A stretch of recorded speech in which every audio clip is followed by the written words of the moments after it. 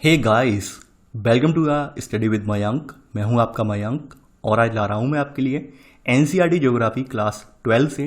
देखिए यहाँ पर आपकी बुक सेकंड चल रही है, भारत लोग और अर्थव्यवस्था। इसी क्रम में आज आपका यहाँ पर अध्याय 8वां है। यहाँ पर हम जानेंगे निर्माण उद्योग के बारे में।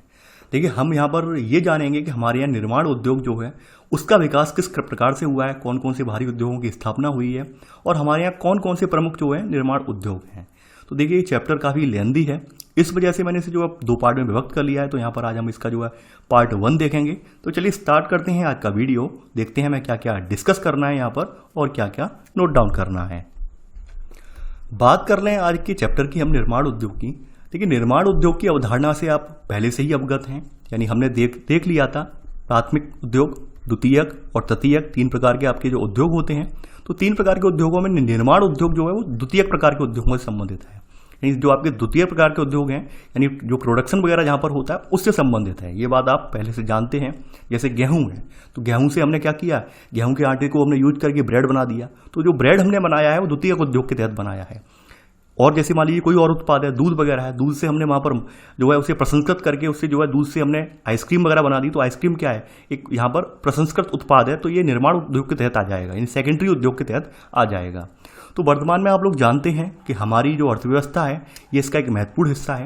यानी कोई भी उद्योग होता है वो उस देश की अर्थव्यवस्था का एक अहम हिस्सा होता है। खास करके निर्माण उद्योग के जरिए ही यहाँ पर हमारी इकोनॉमी जो है बूस्ट करती है, ग्रो करती है। तो निर्माण उद्योगों का होना हमारे लिए एक अच्छी बात है, क्योंकि हमारी जनसंख्या भी विशाल है और इस विशाल जनसंख्या की जरूरतें पूरा करना हमारा जो है यहाँ पर परम कर्तव्य भी है हमारी सरकारों का। तो उस हिसाब से यहाँ पर निर्माण उद्योगों को जो है प्रोत्साहन देना भी यहाँ पर जो है सरकार का दायित्व बनता है। तो देखिए निर्माण उद्योग के बारे में वही सब अवधारणा है, उद्योगों के प्रकार कितने होते हैं, ये सब क्या क्या होता है। देखिए मैं आपको यहाँ पर कुछ चीज़ें स्पष्ट कर दूं।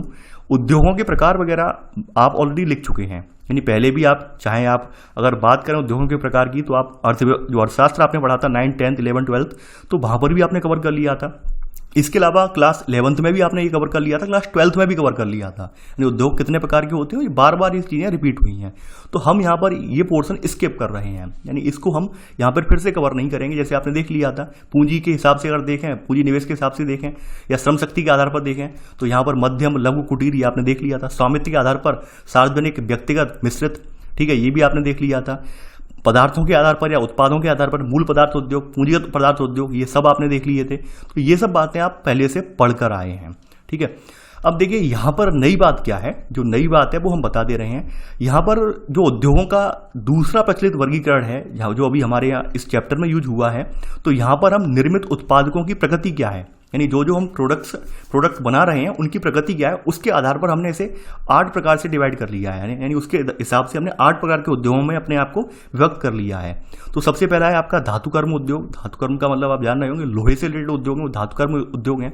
यांत्रिक इंजीनियरिंग उद्योग, यांत्रिक इंजीनियरिंग का मतलब ये है कि जो भारी भारी जैसे रेल के वैगन्स वगैरह हैं, यानी कि रेल के जो कोच वगैरह बनते हैं, रेल की पटरियां बनती हैं, तो ये यांत्रिक इंजीनियरिंग में आ जाएंगे। या मशीनरी बनती है वो सब यांत्रिक इंजीनियरिंग में आ जाएगी।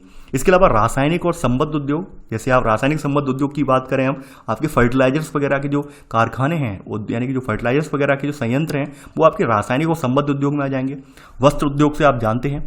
खाद्य संसाधन उद्योग, आप अच्छे से अवगत हैं कि हमारी जनसंख्या लगातार बढ़ती जा रही है और इस विशाल जनसंख्या की जो खाद्य आपूर्ति पूरा करने के लिए यहाँ पर हम खाद्य संसाधन उद्योगों का विकास भी हुआ है। और खास करके शहरी जनता पूरी तरह से जो है आपकी प्रसंस्कृत जो उत्पाद है उन पर डिपेंड करती है। यानी ग्रामीण जनता तो एक बार को फिर भी उसके यहाँ जो है प्रसंस्कृत उत्पाद नहीं मिलेंगे, लेकिन शहरी जनता पूरी तरह से प्रसंस्कृत उत्पादों पर ही डिपेंड करती है। जैसे एग्जाम्पल ले लेता हूँ मैं यहाँ पर, आपने देखा होगा कि शहर में इतना टाइम नहीं होता है कि जैसे गाँव में क्या होता है, घर घर में गेहूं की टंकी वगैरह रखी होती है, तो वहाँ पर लोग अपना गेहूं उसमें भर लेते हैं और जब भी उन्हें पिसवाना होता है पिसवा लेते हैं। आटा ताज़ा आटा आ जाता है घर में। लेकिन शहरों में इतना टाइम नहीं है। शहरों में क्या करते हैं कि दुकान पर गए, पंसारी की दुकान पर गए, वहाँ पर 5 किलो या 10 किलो जितना भी उनकी क्षमता है उस हिसाब से उन्होंने पैकेट लिया और उस आटे का यूज कर रहे हैं। यानी कहीं ना कहीं शहरी लोगों को इतना यहाँ पे फुर्सत नहीं है कि किसी चीज़ को वो इतना ज़्यादा उसे जो है अपने हिसाब से जो है रिफाइन करके जो है यूज कर पाएँ। तो इसलिए उन्हें जो प्रसंस्कृत जो है सामान है उसकी आवश्यकता पड़ती है। तो इसलिए यहाँ पर खाद्य संसाधन उद्योगों का विकास भी हुआ है। विद्युत उत्पादन उद्योग, वर्तमान में आप जानते हैं कि मोस्टली हमारे यहाँ जो भी उद्योग फल फूल रहे हैं या फिर हमारी जो घरेलू ज़रूरतें हैं वो ज़्यादातर किस पर डिपेंड कर रही हैं, आपके विद्युत पर डिपेंड कर रही हैं। यानी आप जो लेक्चर देख भी रहे हैं वो लेक्चर भी आप विद्युत की मदद से ही देख रहे हैं। यानी यकीन मानिए, अगर आपके यहाँ 10 दिन लाइट ना आए, 10 दिन आपके यहाँ इलेक्ट्रिसिटी ना पहुंचे किसी भी माध्यम से, तो यकीन मानिए आप ये लेक्चर नहीं देख पाएंगे। तो विद्युत उत्पादन उद्योग हमारे जो उद्योगों के लिए, तो जो आपके तमाम बड़े बड़े उद्योग उनके लिए तो एक आधारशिला है ही है, उनके लिए बुनियादी चीज़ है ही है, साथ ही साथ हमारी घरेलू जरूरतों को भी पूरा करने के लिए बहुत आवश्यक है। इसके अलावा इलेक्ट्रॉनिक उद्योग आ गया इसमें, ठीक है, संचार उद्योग वगैरह आ गया।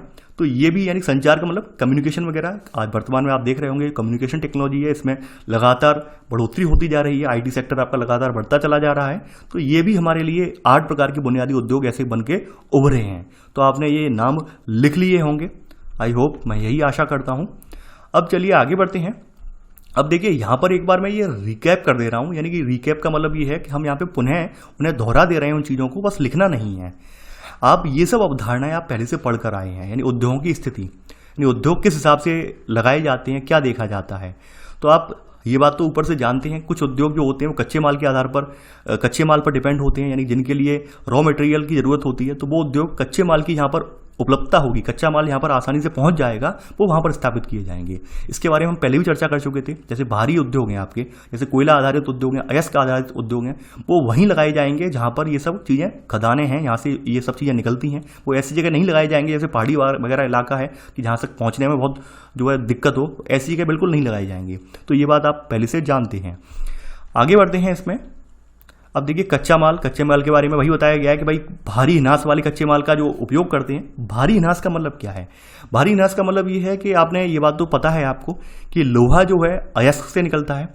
अयस्क जो होता है यानी कि जो सेल समूह जो होता है, तो सेल समूह को यहाँ पर परिष्कृत करके उसे साफ करके तब वहाँ पर हमें लोहा प्राप्त होता है। तो यहाँ पर कुछ वेस्टेज भी निकल जाती है, यानी कुछ माल जो है कम भी हो जाता है। यानी जितना हम अयस्क लेकर आए, मान लेते हैं हम 1 टन अयस्क लेकर आए, यानी हम एक एग्जाम्पल ले लेते हैं, 1 टन नहीं होता है, वहाँ पे हजारियों टन में होता है। 1 टन अयस्क लेके आए तो जरूरी नहीं है 1 टन अयस्क के यहाँ पर हमें इसका 50% मिल जाए, 50% भी नहीं मिलता है, 30% लोहा मिल पाता है मुश्किल से हमें। यानी बाद बाकी 2/3 जो होता है वेस्ट के रूप में चला जाता है, बाद बाकी निकल जाता है। तो ये भार हिनास वाले उद्योग हैं।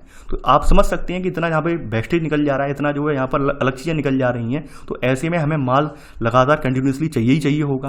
दूसरी बात यह है कि भाई ये इतने बड़े लार्ज स्केल के उद्योग होते हैं कि ये दूरी पर लगा दिए जाएं, यानी ऐसी जगह लगा दिए जाएं जहाँ पर माल की उपलब्धता नहीं है, तो यकीन मानिए वो उद्योग वहाँ पर फ्लॉप हो जाएगा। जैसे एग्जाम्पल ले लेते हैं कि मान लीजिए कोई हमने धातु प्रगलन उद्योग है, यानी कि धातुओं को गलाने वाला उद्योग है, लौह उद्योग है, वो हरियाणा में स्थापित कर दिया। अब क्या पॉसिबल है कि झारखंड से अयस्क को हम हरियाणा पहुंचाएं? नहीं, पॉसिबल नहीं है। यानी इतनी ट्रेनें इतनी लंबी दूरी की हम नहीं चला सकते हैं, और यानी समय से पहले हम वहाँ पर अपनी ट्रेनें नहीं पहुंचा सकते हैं। तो वहाँ पर एक तो लागत बढ़ जाएगी, लागत बढ़ने के साथ साथ दिक्कत बहुत ज़्यादा आएगी। तो हम वहीं पर यहाँ पर हमने सिचुएट जो है लगाए हैं उद्योग, जहाँ पर हम आसानी से इन सब चीज़ों के लिए कच्चा माल उपलब्ध है। तो आपके लिए बताया गया है यहाँ पर, जैसे कोयला है, बोकारो है, दुर्गापुर है, लोहयस्क के स्रोतों के आधार पर भद्रावती, भिलाई, राउरकेला, ये सब इसके आधार पर लगाए गए हैं। कोयला क्षेत्रों के आधार पर बताए गए हैं कहाँ कहाँ लगाए गए हैं। तो ये बात आप जानते हैं। शक्ति के आधार पर, शक्ति का मतलब ये है कि भाई ऊर्जा, चाहे वो विद्युत ऊर्जा हो, जल ऊर्जा हो, जो भी आवश्यक चाहिए, यानी जिस प्रेरक बल के जरिए वो उद्योग फल फूल रहा है, जिस प्रेरक बल के जरिए वो उद्योग आगे बढ़ रहा है, तो वो शक्ति मानी जाएगी। तो शक्ति जो है वो आपकी वर्तमान में अगर देखा जाए तो मशीनों के लिए बहुत ज़्यादा उपयोगी है, और तमाम ऐसे उद्योग हैं जो शक्ति पर ही डिपेंड है, यानी कि मेनली इलेक्ट्रिसिटी वगैरह पर ही डिपेंड है। तो ये उद्योग वहाँ पर भी लगाए जाते हैं जहाँ पर विद्युत वगैरह की उपलब्धता आसानी से हो जाए, तो वहाँ पर भी ये उद्योग लगाए जाते हैं। फॉर एग्जाम्पल, आपको मैंने पहले भी एग्जाम्पल दिया था कि आपने देखा होगा कि जो आपके नगर होते हैं, यानी कि शहर वगैरह होते हैं, सिटी वगैरह होती हैं, तो सिटी वगैरह के पास एक औद्योगिक नगर बसता चला जाता है, एक औद्योगिक एरिया जो है एक बढ़ता चला जाता है, पूरा घेरा जो है लगातार बढ़ता चला जाता है। ऐसा क्यों होता है?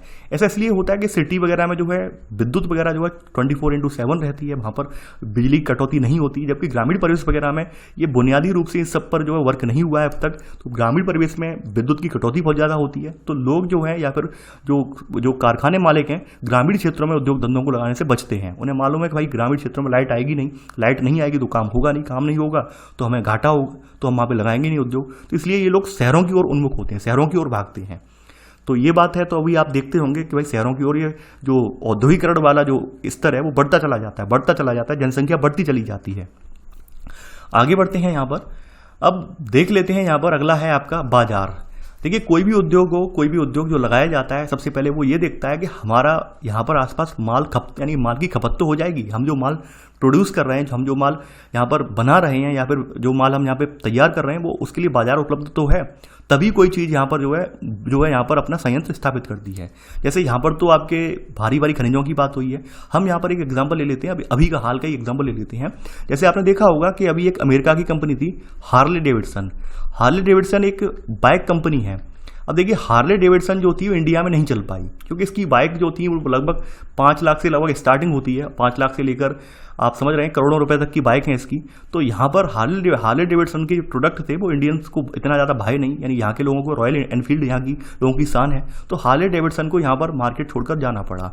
ऐसे ही यहाँ पर बात हो रही है, जैसे यहाँ पर अमेरिकन कंपनी एप्पल की बात हो रही है, तो एप्पल के लिए भी जो विशेषज्ञ कयास यही लगा रहे हैं कि एप्पल का भी मार्केट अपने यहाँ नहीं है, क्योंकि अपने यहाँ लोगों की सैलरी इतनी ज़्यादा नहीं है, अपने यहाँ लोगों के पास इतना ज़्यादा धन नहीं है कि एप्पल जैसे महंगे उत्पाद खरीद पाएं। तो इसलिए यहाँ पर यह कयास लगाया जा रहा है कि वो भी संयंत्र जो है, वो भी कारखाना जो लगाने की प्लानिंग चल रही है, वो शायद यहाँ से हट सकता है।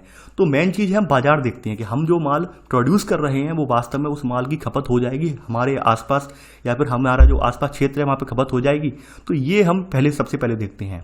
तो यहाँ पर वही बताया गया है कि भारी मशीन ये सब चीज़ें हैं, यानी कि ये सब इसी हिसाब से देखा जाता है। सूती वस्त्र उद्योग में भी यही देखा जाता है कि नगरीय केंद्रों के समीप हो, ताकि उनका माल आसानी से नगरीय केंद्रों में पहुंचाया जा सके। पेट्रोलियम जो परिशोधनशाला है, यानी रिफाइनरीज वगैरह हैं, तो ये भी कुछ रिफाइनरी ऐसे हिसाब से लगाई गई हैं कि जो जिनका उत्पाद जो है, जिनका माल जो है वो आसपास बाजार में आराम से चला जाए। जैसे मथुरा रिफाइनरी है, ठीक है। इसके अलावा आपकी जो बिहार वाली रिफाइनरी है, वो ये रिफाइनरी कैसी रिफाइनरी है? रिफाइनरी ऐसी रिफाइनरी है जो बाजार को देखते हुए लगाई गई हैं, ठीक है। जैसे कोयली है गुजरात की, मथुरा, बरौनी, ये इसी हिसाब की जो है रिफाइनरियाँ हैं। तो ये बात भी आपने देख ली, बाजार बहुत इंपॉर्टेंट है। परिवहन, ट्रांसपोर्टेशन एक अपने आप में एक फैक्टर है, आप लोग ये जानते हैं। जितने भी भारी उद्योग हैं, तो भारी उद्योग में परिवहन का एक बहुत ही महत्वपूर्ण जो है रोल है। यानी कि भारी जितने भी उद्योग हैं, चाहे उनमें कच्चा माल पहुंचाने के लिए हो, चाहे प्रसंस्कृत माल बाहर निकालने के लिए हो, तो परिवहन बहुत इंपॉर्टेंट है। तो हमेशा उद्योग धंधे वहीं पर स्थापित किए जाते हैं जहां पर परिवहन मार्ग को जोड़ने वाले प्रमुख केंद्र होते हैं, नोड केंद्र बोलते हैं जिन्हें, केंद्र बिंदु जो होते हैं वो वहां पर उपलब्ध होते हैं। तो वहीं पर ज़्यादातर उद्योग स्थापित किए जाते हैं। जैसे आपने देखा होगा मुंबई, चेन्नई, दिल्ली, कोलकाता, ये नोड हैं अपने आप में, केंद्र बिंदु हैं। तो यहाँ पर बड़े बड़े उद्योग स्थापित किए गए हैं। दूसरी बात है श्रम, लेबर, यानी आपने देखा होगा कि हमारे यहाँ अब आप जैसे आपने देखा होगा जो बीपीओ उद्योग है, यानी बीपीओ का मतलब आप समझ रहे हैं, बिजनेस प्रोसेस आउटसोर्स, यानी कॉल सेंटर वाला जो उद्योग है, हमने इसकी चर्चा अर्थशास्त्र में की थी। तो कॉल सेंटर वाला उद्योग हमारे भारत में बहुत ज़्यादा फल फूल रहा है। फल फूलने का रीज़न क्या है? क्योंकि हमारे भारत की जो है लगभग 60% से ज़्यादा जनसंख्या अंग्रेजी बोल लेती है, अच्छी खासी धारा प्रवाह अंग्रेजी बोलती है। वहीं हमारे यहाँ जो है यहाँ पर पॉपुलेशन बहुत ज़्यादा है, लोग कम दाम पर भी काम करने को तैयार हैं। जबकि अमेरिका में क्या है, अमेरिका में पॉपुलेशन इतनी ज़्यादा नहीं है और लोग वहाँ पर उन्हें हाई सैलरी चाहिए लोगों को। तो अमेरिका जैसे देश हैं, अमेरिका जैसी आईटी कंपनियाँ हैं, उन्होंने अपने कॉल सेंटर हमारे बेंगलुरु में, दिल्ली में, नोएडा वगैरह में यहाँ पे खुलवा दिए हैं। क्यों? क्योंकि यहाँ पर लागत कम आ रही है और दूसरी बात है उनका काम पूरा हो जा रहा है। तो यह डिपेंड करता है कि श्रम भी हमें देखना पड़ेगा कि कहाँ पर हमें कुशल श्रमिक मिलेंगे और कहाँ पर हमें सस्ते श्रमिक मिलेंगे। तो ये भी कुछ एक फैक्टर है। अगला फैक्टर है ऐतिहासिक कारक। ऐतिहासिक कारक का मतलब ये है कुछ नगर इतिहास की दृष्टि से पहले से ही यहाँ पर जो है महत्वपूर्ण रहे हैं, जैसे मुंबई हुआ, कोलकाता हुआ, चेन्नई हुआ, तो ये औपनिवेशिक टाइम पर भी महत्वपूर्ण रहे हैं। औपनिवेशिक टाइम पर जब अंग्रेज भारत में आए थे तो आपको पता होगा कि हमारे कुछ जो पारंपरिक जो केंद्र थे, जैसे मुर्शिदाबाद हुआ, ढाका, भदोई, सूरत, तो ये सब जो केंद्र थे ये भी जो है यहाँ पर निर्माण केंद्रों के रूप में उभरे थे। लेकिन आपको ये तो बात पता होगी कि अंग्रेजों की नीतियाँ दमनकारी नीतियाँ थीं। दमनकारी नीतियों के अलावा उनकी नीतियाँ केवल यही थी कि हम यहाँ से रॉ मटेरियल केवल ले जाएंगे और प्रसंस्कृत करके भारत को वापस लौटाएंगे। तो उन्होंने हमारे यहाँ के उद्योगों का बिल्कुल विकास होने ही नहीं दिया। तो विकास जब नहीं होने दिया तो क्या हुआ कि हमारे यहाँ स्थानीय स्तर पर व्याप्त उद्योग थे वो पूरी तरह से चरमरा गए और खत्म हो गए। सिर्फ और सिर्फ वही उद्योग बचे जो बड़े बड़े केंद्रों पर थे, जैसे मुंबई हुआ, कोलकाता हुआ, जो उनके केंद्र थे, तो वही उद्योग वहां पर बचे रहे। तो इस वजह से कुछ ऐतिहासिक कारक भी होते हैं। तो ऐतिहासिक कारकों की वजह से भी उद्योग धंधे फलते फूलते हैं। अगली बात है औद्योगिक नीति। औद्योगिक नीति का मतलब यह है कि जो आपकी पॉलिसी है, जैसे आपने देखा होगा आपकी जो एलपीजी अप्रोच है, एलपीजी का मतलब आप जानते होंगे लिबरलाइजेशन, प्राइवेटाइजेशन, ग्लोबलाइजेशन, यानी कि जो 1992 में अप्रोच आई ये वाली, ठीक है, 1992 से ये अप्रोच जारी है। तो इसके तहत हमारे यहाँ औद्योगिक विकास को एक नई गति मिली। उससे पहले क्या था, वो बात आप जानते हैं कि सभी जो बड़े बड़े उद्योग थे वो मोस्टली गवर्नमेंट के हाथ में थे। तो गवर्नमेंट के हाथ में होने की वजह से क्या था कि जो सरकारी कर्मचारी वगैरह थे, जो सरकारी नियोग वहाँ पर लगे हुए व्यक्ति थे, वो ये समझते थे कि भाई सरकार का है, घाटा होगा सरकार झेलेगी, हमें क्या, हमें तो सैलरी मिलेगी, हमें क्या फर्क पड़ रहा है। लेकिन जब वही चीज़ें प्राइवेट हो गई तो उन्हें डर लगने लगा कि नहीं, अगर हमने कुछ गड़बड़ की तो यकीन मानिए हमें बाहर का रास्ता दिखा दिया जाएगा। तो अपने आप सुधार आया। दूसरी बात, सरकार ने बहुत सारे जो थे उद्योग जो थे उनके लिए रास्ते खोले, तमाम कंपनियां आई, तमाम कंपनियों ने वहाँ पर अपनी किस्मत आजमाई। ऐसे करके हमारे यहाँ एलपीजी अप्रोच की वजह से तमाम उद्योग धंधों का विकास हो पाया और हम एक वैश्विक बाजार के रूप में अपने आप की एक जगह बना पाए। तो ये बात आप जानते हैं, सबसे इंपॉर्टेंट चीज़ है, यानी कि हमारे यहाँ की देश की औद्योगिक नीति। औद्योगिक नीति की वजह से ही आपको पता होगा कि अंग्रेजों के टाइम पे हमारे यहाँ उद्योग क्यों फ्लॉप हुए। अंग्रेजों की औद्योगिक नीति की वजह से हमारे यहाँ उद्योग फ्लॉप हुए थे, क्योंकि अंग्रेजों की औद्योगिक नीति इतनी जो दमनकारी थी, उन्होंने हमारे यहाँ के उद्योगों के लिए तमाम तरह के कर थोप दिए, तमाम तरह के करारोपण थोप दिए, जबकि अपने व्यापार के लिए उन्होंने जो है सारे कर बचा लिए। तो इस वजह से क्या हुआ कि हमारे यहाँ के व्यापारी इतना ज़्यादा अतिरिक्त टैक्स देना पड़ रहा था कि अपने आप उद्योग धंधे उन्होंने अपने आप बंद कर दिए। उन्होंने हम नहीं चलाएंगे, जब हमें इतना टैक्स देना पड़ रहा है, हमें कुछ बचत होगी नहीं, तो हम क्यों चलाएंगे उद्योग। तो यहाँ पर सबसे इंपॉर्टेंट है औद्योगिक नीति, यानी सरकार की, गवर्नमेंट की जो पॉलिसी क्या है, सरकार की गवर्नमेंट की जो पॉलिसी है वो भी डिपेंड करती है किसी उद्योग धंधों को के विकास के लिए। ठीक है, तो ये बातें आप पहले से जानते थे, पढ़ चुके हैं ऑलरेडी। तो यहाँ पर आपको यहाँ पर कुछ नया नहीं है। तो यहाँ पर अब बात कर लेते हैं मुख्य उद्योग। तो इससे पहले हम थोड़ा एक पृष्ठभूमि और जानेंगे, थोड़ा सा इतिहास में हम जाएंगे और इतिहास में जाकर हम इतिहास के झरोखे से देखेंगे कि हमारे यहाँ औद्योगिक विकास किस प्रकार से हुआ है। देखिए, हमारे यहाँ औद्योगिक विकास के दो चरण हैं। एक तो है 1947 से पहले, 1947 से पहले का औद्योगिक विकास हुआ है, और दूसरा जो है 1947 के बाद, यानी कि आज़ादी के बाद वाला जो पोर्शन है। आज़ादी के बाद कौन कौन से उद्योग लगे हैं, तो हमारे लिए बहुत इंपॉर्टेंट है, आज़ादी से पहले क्या हुआ और आज़ादी के बाद क्या हुआ। तो इसी हिसाब से हम जो है इस चैप्टर को पढ़ेंगे। अब देखिए, है क्या यहाँ पर इस चैप्टर में थोड़ी सी दिक्कत। कायदा तो ये कहता है कि यहाँ पर ऊपर जो इन्होंने अभी लौह इस्पात उद्योग बताया है, लौह इस्पात उद्योग की जगह सूती वस्त्र उद्योग आना था यहाँ पर, लेकिन अब पता नहीं उनकी क्या मर्जी रही है, यहाँ पे लौह इस्पात उद्योग रख दिया है। अगर हम आपकी बात करें तो आप लोग ये बात तो जानते होंगे, प्राचीन काल में जो हमारा उद्योग था, परंपरागत उद्योग था, वो वस्त्र उद्योग था। यानी जो कपड़ा था हमारा, वो हमारे जो प्राचीन काल में वो वस्त्र उद्योग रहा है। यानी कि ये 1500 से BC, यानी कि लगभग इतिहास में अगर आप जाएं, थोड़ा सा ऐतिहासिक पृष्ठभूमि देखें, 1500 जो BC है, 1500 BC से लेकर जो 1500 ईस्वी तक, ठीक है, यानी 16वीं सदी तक हमारा जो है कपड़े के मामले में एकाधिकार रहा है। समूचे विश्व में हमारे कपड़े का डंका बच रहा था, यानी कि जगह जगह हमारे कपड़े की इतनी ज़्यादा डिमांड थी कि लोग भारत के कपड़े लेने के लिए लालायत थे। तो यकीन मानिए हमारी उस समय जो इकोनॉमी वगैरह थी वो पूरी तरह से कपड़े पर डिपेंड थी, कपड़े वगैरह कुछ और बहुमूल्य जो उत्पाद उन पर डिपेंड थी। लेकिन जैसे ही अंग्रेज हमारे यहाँ एंटर किए हैं, जैसे ही ब्रिटिश शासन हमारे यहाँ आया है, ब्रिटिश शासन ने सबसे पहले जो हमारा वस्त्र उद्योग पर एकाधिकार था, इस एकाधिकार को खत्म कर दिया। तमाम तरह की दमनकारी नीतियां थी, उन सब के बारे में आप जानते हैं, इतिहास में नहीं पढ़ा रहा हूं, यहाँ पर थोड़ा सा उसकी झलक दे रहा हूं आपको। तो यहाँ पर उस अंग्रेजों की उनकी नीतियों की वजह से यहाँ पर क्या हुआ, वस्त्र उद्योग की कमर टूट गई। यानी हमारा जो परंपरागत उद्योग था, जिसकी वजह से हमारी पूरे समूचे विश्व में अपनी एक छवि बनी हुई थी, वो उद्योग हमारे यहाँ से निकल गया। अब आप समझ लीजिए, जो उद्योग सदियों से चला आ रहा हो, लगभग 2000 साल से हमारे यहाँ व्याप्त हो, और अचानक से खत्म कर दिया जाए, लगभग 2000 से 3000 साल से मैंने चल रहा हो, अचानक से खत्म कर दिया जाए, तो उस समय ऐसे साधन तो थे नहीं जैसे आज के इंटरनेट का युग हो कि भाई लोग नए नए कौशल सीख ले रहे हैं, इंटरनेट की वजह से नए नए साधनों का यूज कर ले रहे हैं। उस समय ऐसे साधन तो थे नहीं। उस समय परंपरागत लोगों को शिक्षा मिलती थी, यानी कि एक परिवार, यानी किसी के पिता कर रहे हैं वही काम, तो वही काम बेटा भी करेगा। तो यहाँ पर दिक्कत ये थी कि जिन लोगों ने अपने पैतृक काम अपना लिए थे, यानी कि कोई मान लो किसी के पिता जुलाहे थे, उसके बच्चे भी जुलाहे बन गए, और ऐसे में यहाँ पर वस्त्र उद्योग खत्म हो गया, तो यकीन मानिए उनके सामने रोजगार का संकट हो गया। कहीं उद्योग धंधे थे नहीं, काम करने जा नहीं सकते थे कहीं, क्योंकि वहाँ पर ना तो खेती की व्यवस्था थी प्रॉपर वे में, उस समय ना कुछ था। तो ऐसे में क्या था, भुखमरी, अकाल, ये सब चीज़ें देश में एक आम बात बनी रही। और ये बात आपने पढ़ी होगी, तमाम अकाल पड़ते थे, तमाम लोग मर जाते थे। तो वो इसी वजह से मरते थे क्योंकि हमारे देश में कोई साधन नहीं थे, किसी प्रकार के साधन नहीं थे कि कोई व्यक्ति 2 वक्त की रोटी कमा ले या 2 वक्त का उसे भोजन मिल जाए। तो यही कारण रहा कि हमारे देश में ये सब चीज़ें हमें झेलनी पड़ी। तो यहाँ पर जैसे जैसे करके एक जन चेतना आई, यानी आप लोगों को ये तो पता होगा कि आप जो 18वीं सदी में अंग्रेज हमारे यहाँ एंटर कर गए हैं, तो एंटर करने के बाद पूरी तरह से उनका सत्ता पे काबिज हो गए हैं। तो उसके बाद 19वीं सदी में आते आते एक जन चेतना आई। जन चेतना का मतलब ये था, लोगों को लगने लगा कि भाई हमारे यहाँ का परंपरागत उद्योग पूरी तरह से इन्होंने खत्म कर दिया है, अब हमें कुछ तो करना होगा। हमारे यहाँ जो लाखों श्रमिक बेरोजगार बैठे हैं, लाखों जो हस्तशिल्प वाले जो दस्तकार खाली बैठे हैं, उनके लिए कुछ तो करना होगा। तो कैसे करके कुछ प्रबुद्ध वर्ग के लोग थे, उन्होंने गवर्नमेंट पे जो यहाँ पे प्रेशर बनाया। तो उस प्रेशर बनाने की वजह से क्या हुआ कि सरकार को थोड़ा झुकना पड़ा। तो शुरुआत में सरकार ने क्या किया कि 1853 में 1853 में एक पहला कहा जाए एक औद्योगिक विकास की पहली शुरुआत की।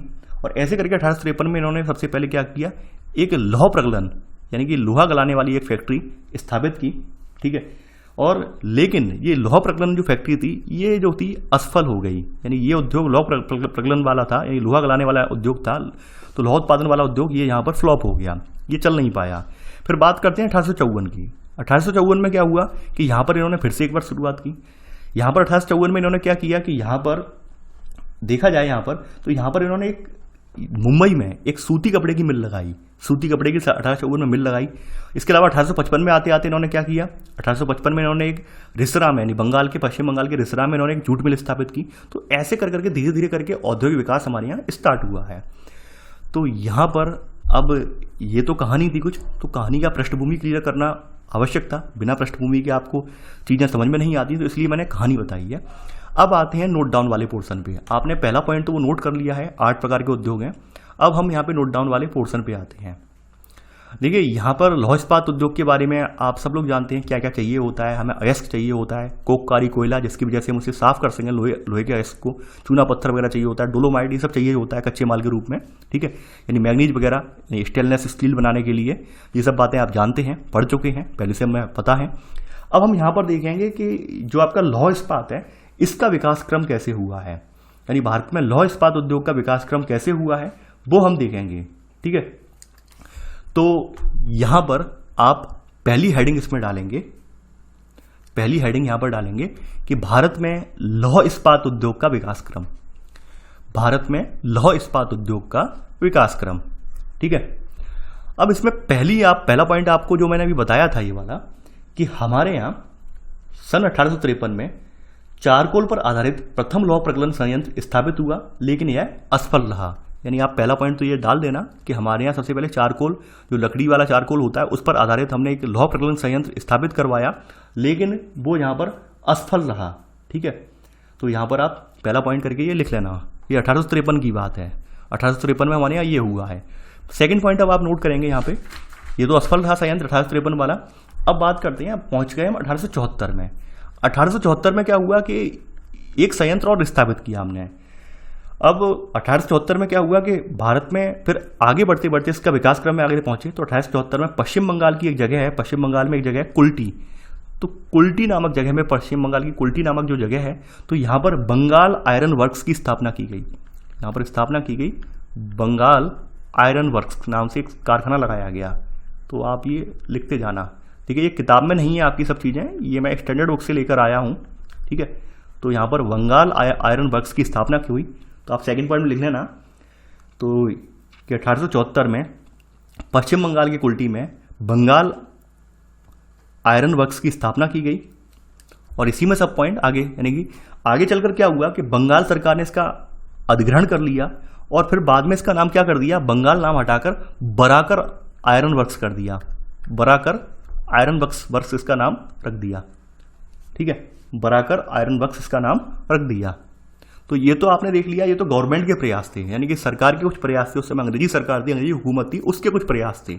इसके बाद कुछ भारत के प्रबुद्ध वर्ग के लोग भी थे, कुछ प्रबुद्ध जो है व्यवसायी वर्ग के लोग भी थे, जैसे जेडी टाटा वगैरह हैं। ठीक है, तो ये जमशेदजी टाटा वगैरह, ये कुछ लोग थे। तो इन्होंने फिर आगे आए हैं, और इनके आगे आने की वजह से सबसे पहला संयंत्र जो स्थापित किया गया है प्राइवेट स्तर पर, वो टिस्को है। टाटा जो आपका जो है Tata iron and steel company, ये स्थापित की गई है। तो अब यहाँ पर आप पहली हेडिंग डालेंगे इसमें। ठीक है, अब तक तो आपने गवर्नमेंट के प्रयास देख लिए, अंग्रेजी गवर्नमेंट के। अब देखते हैं यहाँ पे वन बाई वन। सबसे पहले डालेंगे Tata iron and steel company, इन टिस्को जिसे हम कहते हैं शॉर्ट में। अब देखिए, इसकी स्थापना जो हुई थी, आप यहाँ पे पहला पॉइंट नोट कर लेना, इसकी स्थापना जो है 1907 यानी 1907 में जे.एन. टाटा द्वारा की गई। इसकी स्थापना जो थी जे.एन. टाटा के द्वारा कब की गई, ये की गई 1907 में। ये आप लिख लेना। और कहाँ पर हुई थी, वर्तमान झारखंड राज्य के जमशेदपुर, अब तो जमशेदपुर कर दिया गया है नाम, साकची कहा जाता था उस समय इसका नाम क्या था, साकची। तो वर्तमान झारखंड राज्य के साकची में की गई। ठीक है। इसकी स्थापना वर्ष 1907 में JN टाटा द्वारा वर्तमान झारखंड राज्य के जमशेदपुर ब्रैकेट में साक्षी नाम था उस समय, तो साक्षी में की गई। अगर हम बात करें इस संयंत्र की, तो यहाँ पर जो संयंत्र है, इस संयंत्र को जो कि पानी, सबसे इंपॉर्टेंट बात है, जो लोहा संयंत्र है उनके लिए पानी की आवश्यकता भी पड़ती है लोहे को ठंडा करने के लिए।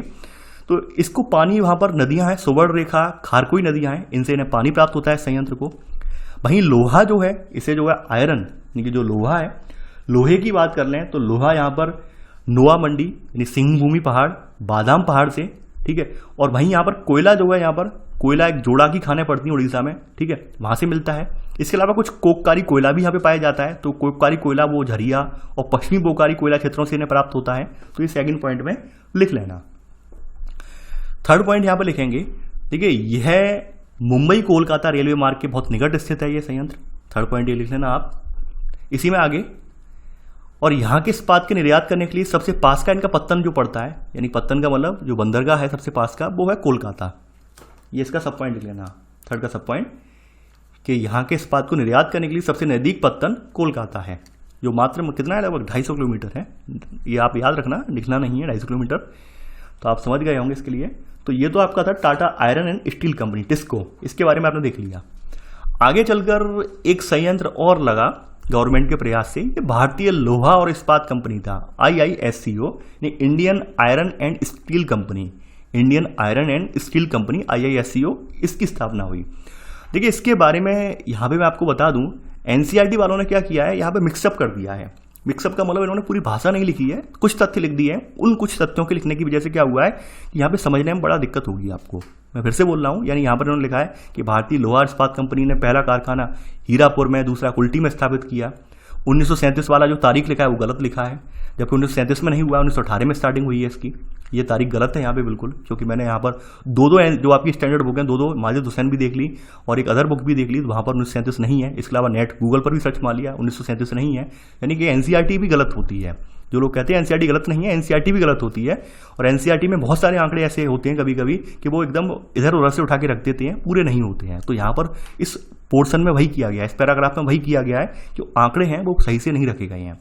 तो थोड़ा भारतीय आयरन और स्टील कंपनी की थोड़ी बात कर लेते हैं। तो यहां पर इसके बारे में आप पहला पॉइंट नोट करेंगे, यहां पर इसका पहला पॉइंट नोट करेंगे, इसकी स्थापना वर्ष 1918 में, यानी इसकी स्थापना कब हुई, सन 1918 में, वर्ष 1918 में पश्चिम बंगाल के बर्नपुर में, यानी वेस्ट बंगाल के जगह है बर्नपुर, पश्चिम बंगाल के बर्नपुर में दामोदर नदी के किनारे की गई। यानी कि यहां पर इसकी स्थापना जो की गई थी, किसके किनारे की गई थी, दामोदर नदी के किनारे की गई थी, ठीक है। इसी में सब पॉइंट। अब देखिए यहां पर ये तो किसकी स्थापना है, यहां पर एक बर्नपुर में यहां पर एक इस्पात संयंत्र की स्थापना हुई है। इसी के साथ साथ एक और इन्होंने संयंत्र लगाया है यहां पर, ठीक है, यानी कि एक लगाई है इन्होंने बंगाल स्टील कॉर्पोरेशन। तो यहां पर सब पॉइंट करके इसी में लिख लेना, तथा स्टील कॉर्पोरेशन ऑफ बंगाल की स्थापना 1952 में की गई। यानी कि बाद में इन आनुषंगिक इकाइयों को आपस में मर्ज कर दिया गया है। जैसे हम मानते हैं, जैसे मान लीजिए एक व्यक्ति है, एक व्यक्ति के 3 कारखाने लगे हैं, एक अलग अलग जगह पे 3 कारखाने लगे हैं और नाम तीनों का उसने अपने हिसाब से दिया है, तो कारखाने तो इसी व्यक्ति के माने जाएंगे। तो यहाँ पर भी वही हुआ कि बंगाल में पहले ये लगाया गया, उसके बाद एक स्टील कॉर्पोरेशन की स्थापना 1952 में की गई। तो यहाँ पर भी यही हुआ है, बाद में इन्हें मर्ज करके बता दिया गया कि भाई ये IISCO के कारखाने हैं। तो यहाँ पर लिख लेना, तथा स्टील कॉर्पोरेशन ऑफ बंगाल की स्थापना, तथा स्टील कॉर्पोरेशन ऑफ बंगाल की स्थापना 1952 यानी 1952 में की गई। स्टील कॉर्पोरेशन ऑफ बंगाल की स्थापना 1952 में की गई। अब इसी में सब पॉइंट कर देना यहां पर, और यहां लिख लेना इन दोनों का विलय 1952 में हो गया। यानी कि जो आपका बर्नपुर में जो स्थापित किया गया था संयंत्र, ठीक है, और यहां पर स्टील कॉर्पोरेशन ऑफ बंगाल जो स्थापित किया गया था, यानी बर्नपुर में स्थापित किया गया था Indian iron and steel company के नाम से, और 1952 में स्थापित किया गया था वो स्टील कॉर्पोरेशन ऑफ बंगाल के नाम से स्थापित किया गया। बाद में क्या होता है, 1952 में इनका मर्ज हो जाता है, यानी इन दोनों को जोड़ दिया जाता है। और जोड़ने के बाद यही वाला जो बर्नपुर में नाम चल रहा था IISCO वाला, यही नाम इसे भी दे दिया जाता है। यानी कि यहाँ पे स्टील कॉर्पोरेशन ऑफ बंगाल को भी यही नाम दे दिया जाता है। तो यहाँ सब पॉइंट में यही लिख लेना कि इन दोनों का विलय 1952 में हो गया। विलय का मतलब आप जानते हो मर्ज, ठीक है। और विलय के बाद यह कंपनी इसको का मतलब IISCO यही, ठीक है, इसको के नाम से जानी जाने लगी, इसको के नाम से जानी जाने लगी। ये आपने सब पॉइंट लिख लिया होगा। अब देखिए इसके वर्तमान में बताया गया है इसके 3 संयंत्र हैं, यानी कि संयंत्र जो IIScu है इसके 3 संयंत्र हैं। 3 संयंत्र कहाँ कहाँ पर मैं उनके नाम बता दे रहा हूँ। तो यहाँ पर अगला पॉइंट लिख लेना इसी में, पहले का सेकंड सब पॉइंट, कि इसके 3 संयंत्र हैं। पहला तो आपका वर्णपुर, ठीक है, वर्णपुर, इसके अलावा हीरापुर में है और फिर कुल्टी में है। इसके 3 संयंत्र हैं, वर्णपुर, हीरापुर तथा कुल्टी। अब इसी में आगे जिन्हें 1972 में यानी 1972 में क्या हुआ, सरकार ने यानी कि जिन्हें 1972 में सरकार ने इस्पात संयंत्र जिन्हें सरकार ने 1973 में इनका प्रबंधन अपने हाथ में ले लिया। 1972 में क्या हुआ कि सरकार ने इनका प्रबंधन जो होता है वो अपने हाथ में पूरी तरह से ले लिया। पहले क्या था, वहाँ पर उन्होंने एक ट्रस्ट बनाकर पूरा एक वहाँ पर जो है गठित करके, टीम गठित करके वो चलाया था वहाँ पर, लेकिन वो सफल नहीं हो पाया। फिर सरकार ने पूरी तरह से इनका प्रबंधन अपने हाथ में ले लिया है IIScu का, ठीक है। तो वो ये आपने नोट कर लिया होगा। अब देखते हैं यहाँ पर अगला पॉइंट, यहाँ पर यही है, यहाँ पर लौह अयस्क कहाँ से मिलता है। लौह अयस्क यहाँ पर सिंह भूमि से यानी झारखंड से आता है। वहीं जल जो है वो दामोदर नदी की सहायक नदी बराकार नदी है, उससे इसे प्राप्त होता है इनके तीनों कारखानों को जल। तो यहाँ पर नोट कर लिया होगा 3rd पॉइंट करके आपने। अगला संयंत्र है आपका, अगली हेडिंग है 3rd हेडिंग, ये Visvesvaraya iron and steel works है। तो विश्वेश्वरैया जैसे बार बार जो है, कभी आपने राहुल गांधी का वीडियो देखा होगा तो वो इसे पढ़ नहीं पाते हैं, इसको प्रोनाउंसिएशन नहीं कर पाते हैं। इसे खास करके इसमें जो बीच वाला है ये वाला साइलेंट रहता है, इसे विश्वेश्वरैया बोला जाता है, विश्वेश्वरैया बोला जाता है। वो बार बार विश्वेश्वर करके पढ़ते हैं, आपने देखा होगा कभी राहुल गांधी का वीडियो, तो ये वही विश्वेश्वरैया है। तो Visvesvaraya iron and steel works VISW, तो इसके बारे में जान लेते हैं। देखिए इसकी स्थापना जो हुई थी तो वो हुई थी 1923 में, यानी 1923 में इसकी स्थापना की गई, ठीक है। और कर्नाटक का जिला है शिमोगा। तो कर्नाटक के शिमोगा जिले में यहाँ पर भद्रावती नदी है, उसके किनारे इसकी स्थापना हुई थी। शिमोगा जिले में भद्रा नदी के तट पर की गई, भद्रा नदी है इसके तट पर इसकी स्थापना की गई। तो यहाँ लिख लेना, इसकी स्थापना वर्ष 1923 में कर्नाटक के शिमोगा जिले में भद्रा नदी के तट पर की गई। आगे बढ़ते हैं यहाँ पर सेकंड पॉइंट। देखिए इसे जो है लौह अयस्क की प्राप्ति जो होती है, यानी इसको लौह अयस्क जो है वो बाबा बुदन की पहाड़ियों से, यानी लिख लेना इसे लौह अयस्क की प्राप्ति बाबा बुदन पहाड़ियों के केमानगुंडी खान से, ब्रैकेट में लिख लेना केमानगुंडी खान से ब्रैकेट बंद, तथा जल विद्युत जो है इसे, यानी जो इलेक्ट्रिसिटी यानी जल विद्युत जो मिलती है इसे, वो मिलती है जोग और शरावती परियोजनाओं पर जो इलेक्ट्रिसिटी बन रही है वहां से जो इलेक्ट्रिसिटी मिलती है, विद्युत मिलती है, तथा जल विद्युत जोग और शरावती, यानी जोग और शरावती पर जो जल विद्युत परियोजनाएं चल रही हैं जोग और शरावती रिवर पर, तो वहां से इसे जो है विद्युत मिलती है यानी इलेक्ट्रिसिटी मिलती है, ठीक है। तथा जल विद्युत जोग व शरावती परियोजनाओं से प्राप्त होती है। और कोयला क्षेत्र से ये जो है काफी दूर है, यानी ये कोयला क्षेत्र के समीप नहीं है बल्कि कोयला क्षेत्र से ये काफी दूर है। तो अगला पॉइंट यहाँ पे लिख लेना कि यह कोयला क्षेत्र से दूर स्थापित किया गया है। खास बात इसकी यही है, कोयला क्षेत्र के पास में नहीं है, ये कोयला क्षेत्र से दूर है, ठीक है। ये आपने लिख लिया होगा। तो ये तो Visvesvaraya iron and steel works है, ये देख लिया आपने। आगे बढ़ते हैं। अब ये तो थे आजादी से पहले वाले, स्थापित, ठीक है। अब बात कर लेते हैं, ये तो आजादी से पहले वाले थे, अब आजादी के बाद वाले क्या क्या हुए हैं वो भी हम देखेंगे यहाँ पर। तो ये देखिए ये सब इनके मैप बने हुए हैं कि कौन सा कहाँ पर है, कौन कौन सी नदी आ रही, सुवर्ण रेखा कहाँ से आ रही है, कौन से पहाड़ यहाँ पे पड़ रहे हैं, ये पूरा लोकेशन बताई गई है।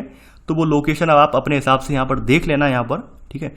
मैं ये पोर्शन स्किप इसलिए कर रहा हूँ कि भाई मुझे वीडियो कवर करना है, यहाँ पर मैप आप आराम से देख लेना, मैंने यहाँ पर पॉज करके रख लेना वीडियो, इसी वजह से मैंने यहाँ दिखा दिया है, ठीक है। पूरा मैप दिया गया है क्षेत्र का कि भाई कैसे कैसे इन्हें प्राप्त हो रहा है, यहाँ पर कितनी कितनी दूरी पर है।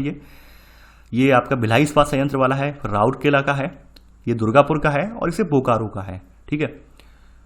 आगे बढ़ते हैं यहाँ पर। अब देखिए यहाँ पर बात कर लेते हैं यहाँ पर आगे की। तो अगला अब आप लगाएंगे नोट, यहाँ पर आपको नोट लगाना पड़ेगा। अब बात हो गई यहाँ पर, ये तो 1947 से पहले की, 1947 से पहले की है, यानी देश आज़ाद होने से पहले की बात है। देश आज़ाद होने के बाद क्या हुआ, स्वतंत्रता प्राप्ति के बाद आपको पता है कि पंचवर्षीय योजनाओं का मॉडल हमारे यहाँ अपनाया गया। तो पंचवर्षीय योजनाओं के मॉडल में, पहले मॉडल में तो हमने खाद्यान्नों में निर्भर होने की बात कही है, खाद्यान्नों में हमें निर्भर होना है, खाद्यान्नों की आपूर्ति बढ़ानी है। दूसरी जो हमारी पंचवर्षीय योजना आई थी 1956 से लेकर 1961 तक चली थी पंचवर्षीय योजना, इसमें भारी उद्योगों की स्थापना की बात की गई कि जो भारी उद्योग हैं हमें उन्हें स्थापित करना है और जो उद्योग हमारे यहाँ पहले से विद्यमान है उनकी क्षमता को बढ़ाना है। तो ये बात द्वितीय पंचवर्षीय योजना में कही गई थी, दूसरी पंचवर्षीय योजना में कही गई थी। तो यहाँ पर हमने कुछ विदेशी सहयोग भी लिया, यानी बाहर के देशों से भी सहयोग लिया अपने संयंत्र स्थापित करने के लिए। तो ऐसे करके हमने द्वितीय पंचवर्षीय योजना के तहत 3 संयंत्र स्थापित किए हैं, राउरकेला, भिलाई और दुर्गापुर वाले। तो यहाँ पर नोट में आप लिखेंगे यहाँ पर कि स्वतंत्रता के बाद द्वितीय पंचवर्षीय योजना 1956 से 61, ठीक है, में विदेशी सहयोग से 3 नए एकीकृत इस्पात संयंत्रों की स्थापना की गई। लिख लेना नाम, राउरकेला उड़ीसा में पड़ता है, भिलाई छत्तीसगढ़ में और दुर्गापुर पश्चिम बंगाल। ये देखिए उस समय जो संयंत्र रखे गए थे, तीनों संयंत्र, इनके ऊपर एक इनका जो केंद्रीय इकाई बनाई गई थी वो बनाई गई थी हिंदुस्तान स्टील लिमिटेड, यानी कि जो कंपनी इनके ऊपर बनाई गई थी हिंदुस्तान स्टील लिमिटेड थी। तो इसके अधिकार में थे उस समय ये, तो लिख लेना ये सभी सार्वजनिक सेक्टर संयंत्र हिंदुस्तान स्टील लिमिटेड HSL के अधिकार में थे। फिर वही कहानी आई यहाँ पर कि HSL ने अपना काम बखूबी नहीं निभाया, तो फिर steel authority of India limited की स्थापना की गई है, ठीक है। फिर क्या हुआ है, सब पॉइंट लिख लेना, 1973 में इन संयंत्रों के प्रबंधन के लिए स्टील अथॉरिटी ऑफ इंडिया, यानी जिसे सेल कहते हैं आज, तो उसकी स्थापना की गई है, ठीक है। तो ये तो इनकी कहानी है। ये आज़ादी के बाद पहला प्रयास यही था द्वितीय पंचवर्षीय योजना में। तो एक एक करके 1 बाय 1 करके इन संयंत्रों को भी हम लिखते जाएंगे।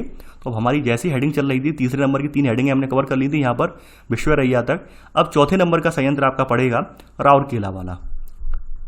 तो यहाँ पर आप चौथी हेडिंग डाल लेना, राउरकेला इस्पात संयंत्र।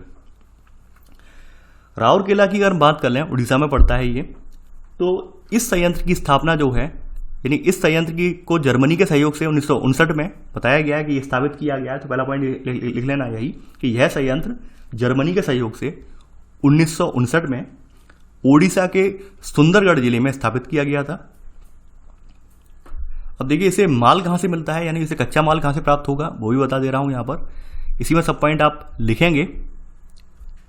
इसे यहाँ लिख लेना, इसे निकटस्थ, यानी इसके पास झरिया है झारखंड वाला, यहाँ से कोयला और सुंदरगढ़ और केंदुझर से क्या मिलेगा, लौह अयस्क से प्राप्त हो जाता है। वहीं अगर बात करें यहाँ पर पूरी तरह से विद्युत भट्टियों से भी चलता है थोड़ा इसका पोर्शन। तो विद्युत भट्टियों के लिए जो विद्युत शक्ति चाहिए, यानी बिजली चाहिए, वो हीराकुंड बांध परियोजना जो है वहां से बिजली मिल जाती है, ठीक है। और वहीं जल की बात करें, यानी पानी भी चाहिए होता है संयंत्र को, तो कोयल और शंख नदियां हैं, इनसे इसे जो है पानी मिल जाता है। राउरकेला वाले को इससे इसे जो है पानी मिल जाता है। तो यहाँ पर आप सेकंड पॉइंट में आप लिख लेना। देखिए ये आपको एक बात बताऊं मैं आपको, यूपीएससी जो आपकी स्टेट पीएससी एग्जाम होते हैं उनमें इन चीज़ों पर बहुत फोकस देते हैं कि भाई कौन सा संयंत्र है, उसके बगल में कौन सी नदी है, कौन सी नदी का पानी यूज कर रहे हैं। आप अगर प्रश्न पत्र उठा के देखेंगे पिछले सालों के, तो आपको ऐसे प्रश्न वहाँ पर देखने को मिल जाएंगे, खास करके पूछे गए हैं। क्योंकि यूपीपीएससी वालों का क्या है कि और डीपली जाते हैं, और डीपली चले जाते हैं। अब यूपीएससी वालों की प्रवृत्ति भी कुछ ऐसी हो गई है, वो भी डीपली पूछने लगे हैं। तो इस वजह से आपको ये इंपॉर्टेंट है, आप नदियों को भी याद रखें, कौन सी नदी के किनारे है ये, किस नदी का पानी ये ले रहा है, यूज कर रहा है, ठीक है। तो ये बहुत इंपॉर्टेंट हो जाता है। तो यहाँ पर आपने सेकंड पॉइंट नोट कर लिया है। अगला आपका जो है ये है भिलाई वाला, भिलाई इस्पात संयंत्र छत्तीसगढ़ वाला। अगली आपकी 5वीं हेडिंग आप डालेंगे भिलाई इस्पात संयंत्र, इसके बारे में देखेंगे।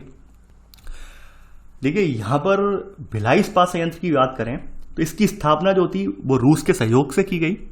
ठीक है ना आप, इसकी स्थापना रूस के सहयोग से छत्तीसगढ़ के दुर्ग जिले में की गई और 1959 में इसमें जो है 1959 में जो है इसमें प्रोडक्शन स्टार्ट हो गया, यानी यहाँ पे उत्पादन प्रारंभ हो गया।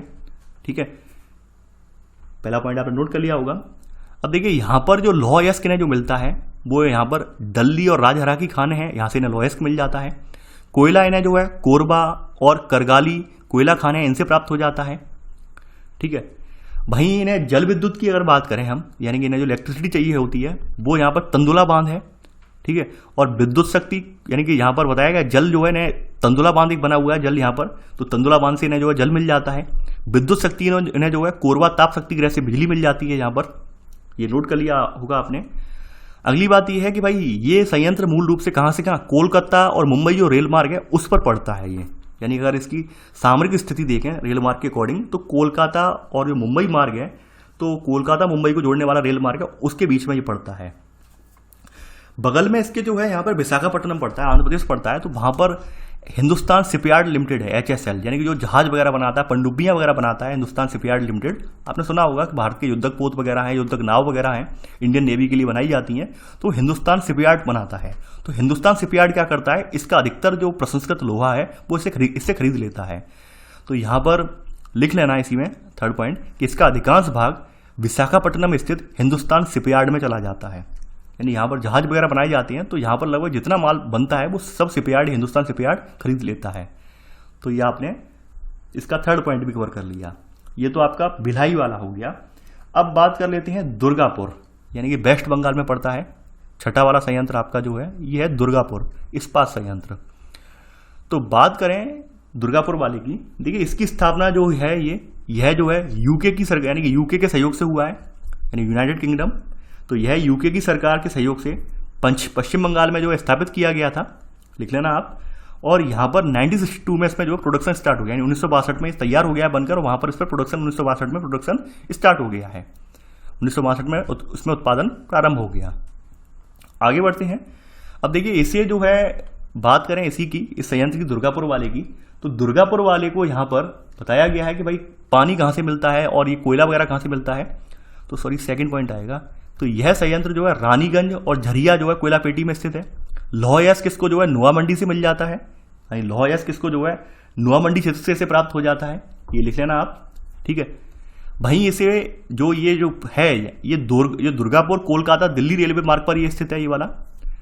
अगली बात, यहाँ पर इसे जल विद्युत की बात करें, जल विद्युत शक्ति और जल जो है ये दोनों चीजें जो आपके दामोदर घाटी परियोजना है वहां से इससे प्राप्त हो जाती है, यानी बिजली भी से दामोदर घाटी परियोजना से मिल जाती है और पानी भी से दामोदर नदी से मिल जाता है। तो ये तो बात होगी दुर्गापुर इस्पात संयंत्र की, लिख लिया होगा आपने। ये तो थे आपके द्वितीय पंचवर्षीय योजना के तहत तैयार किए गए संयंत्र, ठीक है, आजादी के बाद। अब बाद में आती है एक चौथी पंचवर्षीय योजना भी आती है, तो उसके तहत कुछ संयंत्र तैयार हुए हैं, यानी उसके बाद में भी, यानी द्वितीय पंचवर्षीय योजना खत्म होने के बाद भी कुछ संयंत्र तैयार किए गए, जैसे बोकारो वाला तैयार किया गया है। फिर चौथी पंचवर्षीय के बाद कुछ संयंत्र लगाए गए हैं, तो उनका जिक्र भी मैं करूंगा अभी। तो अगला संयंत्र आपका जो है यहाँ पर ये 7वां संयंत्र है, ये है बोकारो इस्पात संयंत्र, झारखंड में पड़ता है। देखिए इसकी स्थापना जो है, यह संयंत्र जो है रूस के सहयोग से 1964 में बोकारो में स्थापित किया गया था। और इसकी स्थापना करने का लक्ष्य जो था वो कीमत, यानी परिवहन लागत हमें न्यूनीकरण करना था। परिवहन लागत न्यूनीकरण कैसे करेंगे हम, यहाँ पे एक मतलब सोचने वाली बात है। ये ऐसे करेंगे हम, यहाँ पर इन्होंने ये अपना हिसाब देख लिया था कि भाई बोकारो से कोयला निकल रहा है आसपास, ठीक है, बोकारो से कोयला निकल रहा है और कोयला हम एक गाड़ी राउरकेला तक जा रही है हमारी, यानी बोकारो वाला जहाँ बताया गया है कि यहाँ पर वही बताया गया है कि परिवहन न्यूनीकरण सिद्धांत पे कार्य कर रहा है। तो इन्होंने यहाँ पर बोकारो और राउरकेला को मिला दिया था, संयुक्त रूप से मिला के देखा था। और राउरकेला प्रदेश से क्या था, लोह यश निकलता था अच्छा खासा, ठीक है। और वापसी में जो राउरकेला से मान लीजिए यहाँ पर एक ये राउरकेला है आर है और ये यहाँ पर बोकारो है। राउरकेला में यहाँ पे क्या मिल रहा है, यहाँ पे लोह अयस्क मिल रहा है, यानी यहाँ पर अयस्क है और यहाँ पर जो है कोयला है। तो इन्होंने यहाँ पर उस समय ये देखा था कि हमारी जो मालगाड़ी यहाँ से लोह अयस्क लेकर आ रही है, तो यहाँ से लोह अयस्क किसने क्या पहुंचा दिया, बोकारो पहुंचा दिया। बोकारो पर जैसे ही मालगाड़ी खाली हुई तो हमने इसमें क्या किया, यहाँ से कोयला ला के भर दिया इसमें। तो ऐसे करके एक वही मालगाड़ी यहाँ से यहाँ पहुंच जाएगी। तो ऐसे करके हमारी कीमत की लागत जो परिवहन लागत जो है कम हो जाएगी। और ये जो बहुत हद तक ये बात सही भी साबित हुई। तो यहाँ पर आप सेकेंड पॉइंट यहाँ पे लिखेंगे कि इसकी स्थापना परिवहन लागत न्यूनीकरण सिद्धांत के आधार पर की गई, जिसके अनुसार बोकारो और राउरकेला संयुक्त रूप से राउरकेला प्रदेश से लोह अयस्क प्राप्त करते हैं और वापसी में मालगाड़ी के डिब्बे राउरकेला के लिए कोयला ले जाते हैं। यानी कहां से कोयला ले जाते हैं, बोकारो वाले क्षेत्र से कोयला ले जाते हैं ये, ठीक है। बात करें इसकी बोकारो वाले की, तो बोकारो वाला जो संयंत्र है बताया गया है ये भी दामोदर घाटी कॉर्पोरेशन से इसे जल और जल विद्युत दोनों मिलते हैं। तो थर्ड पॉइंट लिख लेना, जल और जल विद्युत शक्ति की आपूर्ति दामोदर घाटी कॉर्पोरेशन द्वारा यहां पर की जाती है। ये थर्ड पॉइंट आपने लिख लिया।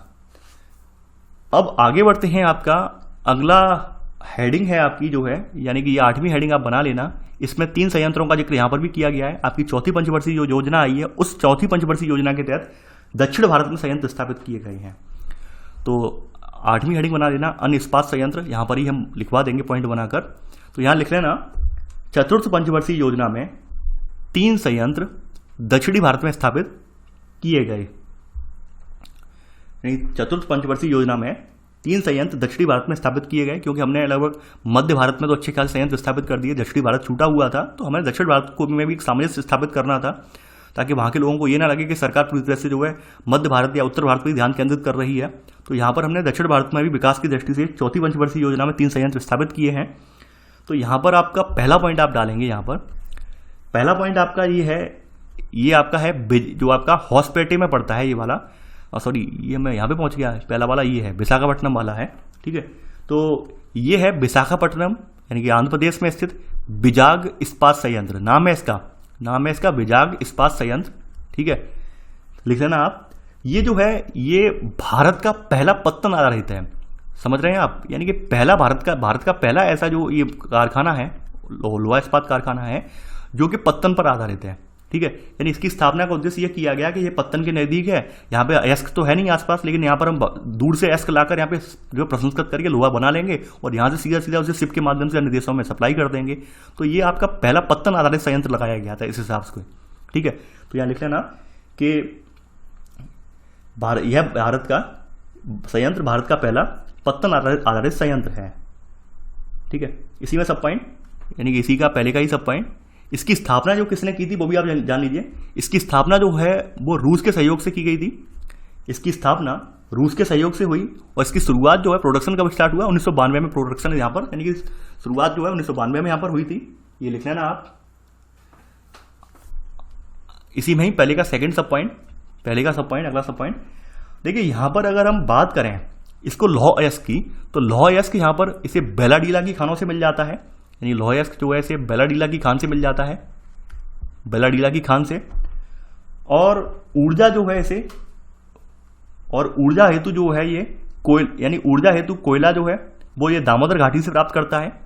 यहाँ लिख लेना यहाँ पे सब पॉइंट करके, यहाँ पर पहले का सेकंड सब पॉइंट, इसको लौह अयस्क बेलाडीला की खान से एवं ऊर्जा हेतु कोयला दामोदर घाटी से प्राप्त किया जाता है, दामोदर घाटी से कोयला प्राप्त किया जाता है। ये आपका जो हो गया विशाखापट्टनम वाला जो विजाग इस्पात संयंत्र है, इसका हो गया, आपने पॉइंट लिख लिया। सबसे इंपॉर्टेंट बात यहाँ पर ये है कि भारत का पहला पत्तन आधारित लौह संयंत्र है, ये ध्यान रखना, मोस्ट इंपॉर्टेंट बात है यहाँ पर। आगे बढ़ते हैं, अगला पॉइंट है सेकंड पॉइंट। अब बात करते हैं विजयनगर वाले संयंत्र की।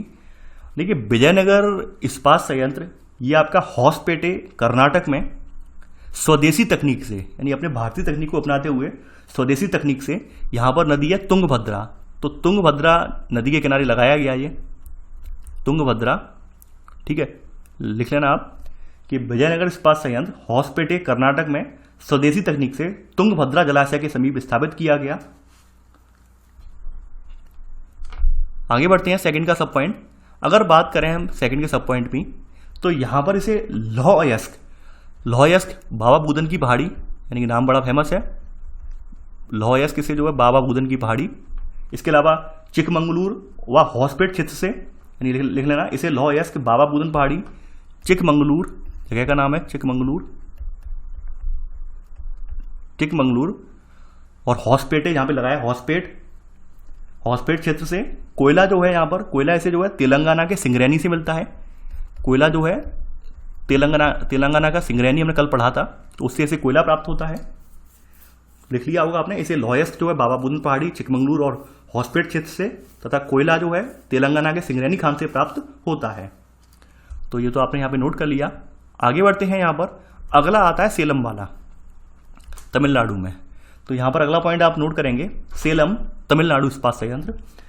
देखिए सेलम वाला जो इस्पात संयंत्र है, तो ये कहाँ पर स्थापित किया गया है, तो आप लिख लेना कि सेलम इस्पात संयंत्र लौह अयस्क उत्पादन क्षेत्र सेवाराय पहाड़ी, यानी यहाँ पर लौह अयस्क उत्पादन क्षेत्र करने वाली एक पहाड़ी है सेवाराय पहाड़ी, तो उसके पास ही स्थापित किया गया है, सेवाराय पहाड़ी पर स्थापित किया गया है, सेवाराय पहाड़ी। यहाँ लिख लेना कि सेलम इस्पात संयंत्र लौह अयस्क उत्पादन क्षेत्र ब्रैकेट में सेवाराय पहाड़ी में स्थापित किया गया है।